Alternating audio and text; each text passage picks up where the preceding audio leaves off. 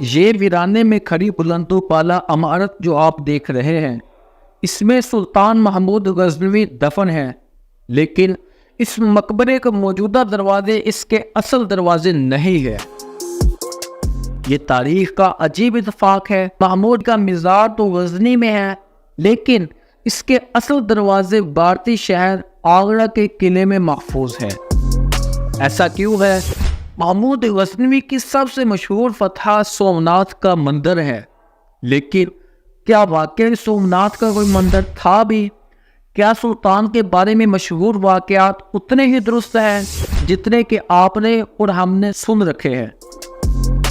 جی ہاں، سلطان بننے کے بعد سلطان محمود غزنوی نے منت مانی کہ اگر اس کی سلطنت میں امن رہا تو وہ ہندوستان میں بت پرستوں کے خلاف جہاد کرے گا۔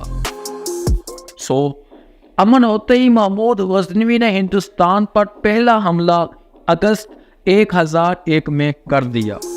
اس حملے میں اس نے پشاور کے نزدیک اپنے پرانے دشمن راجہ جیپال کو شکست دی۔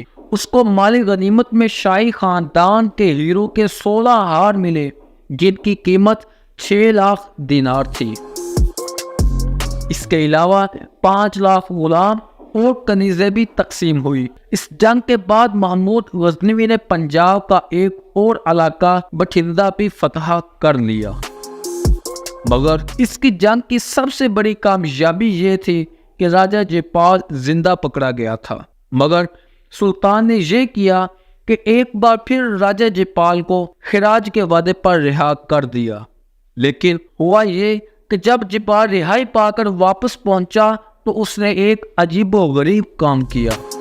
اس نے خود کو آگ میں جلا کر خودکشی کر لی۔ اس کی موت کے بعد بھی لیکن یہ لڑائی ختم نہیں ہوئی۔ اس کے بیٹے آنندپال اور پھر نواسہ جیپال ثانی نے کئی دفعہ محمود غزنوی سے جنگیں لڑی، لیکن ہر بار شکست ہی ان کا مقدر ٹھہری۔ ان میں سب سے بڑی جنگ ایک بار پھر پشاور ہی کے قریب ہوئی۔ 1008 میں آنندپال نے تمام ہندوستانی ریاستوں کو متحد کر کے محمود غزنوی سے جنگ شروع کر دی۔ آنندپال کی درخواست پر اجین، گوالیار، کنوج، دہلی، اجمیر اور کلنجر کے راجاؤں کی فوج جمع ہو گئی۔ اس فوج کے لیے بہت سا مال اور دولت بھی چاہیے تھی، اس کے لیے بہت سے جتن کیے گئے، یہاں تک کہ ہندو عورتوں نے اپنے زیور پگھلا کر فوج کو سونا اور چاندی بھیجی۔ پشاور کے قریب دونوں فوجیں آمنے سامنے آئیں تو محمود غزنوی نے اپنی فوج کی کم تعداد کو دیکھتے ہوئے اپنے کیمپ کے گرد خندق کھود لی۔ 40 روز تک دونوں فوجیں آمنے سامنے دو بدو کھڑی رہی، تیر چلانا تلوار، نیزے اچھلے اور نہ ہی خون بہا، کوئی لڑائی نہیں ہوئی۔ لیکن 41 روز بعد غزنوی فوج کے 6000 تیر اندازوں نے ہندوستانی فوج پر تیروں کی بارش کر دی، لیکن اس پہلے حملے کا بہت سخت جواب ملا۔ پہلے تو ہندوستانی فوج نے تیر اندازوں کو پیچھے ہٹنے پر مجبور کر دیا، اور پھر انہوں نے خندق پار کی اور غزنی فوج پر ٹوٹ پڑے۔ اب ہندوستانی فوج کا پلڑا بھاری ہو گیا تھا، ہو سکتا تھا کہ وہ یہ جنگ جیت بھی جاتے، مگر پھر ایک حادثے نے جنگ کا پانسا پلٹ دیا، بلکہ ہندوستان کا پانسا ہی پلٹ دیا۔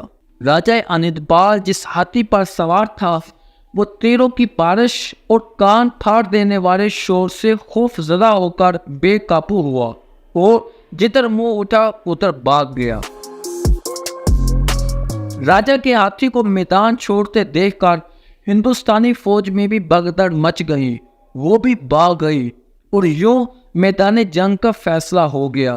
محمود غزنوی نے پشاور کا یہ میدان بھی جیت لیا۔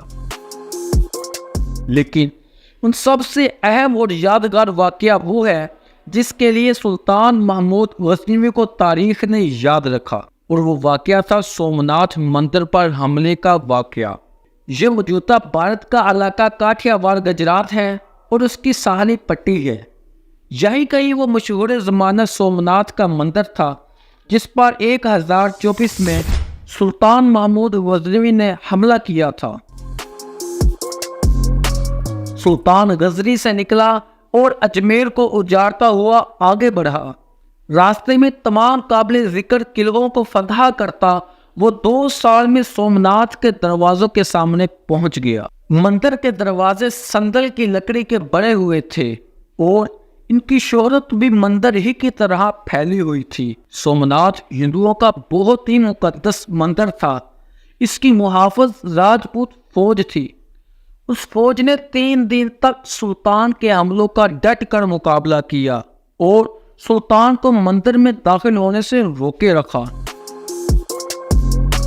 سلطان کو شاید اتنے مضبوط دفاع کی توقع ہی نہیں تھی، اس لیے جب اس نے فتح کی کوئی صورت نہ دیکھی تو گھوڑے سے اتر گیا اور اس نے لشکر کے سامنے خدا کو سجدہ کیا، اللہ تعالیٰ سے مدد کے لیے دعا مانگی اور دوبارہ گھوڑے پر سوار ہو گیا۔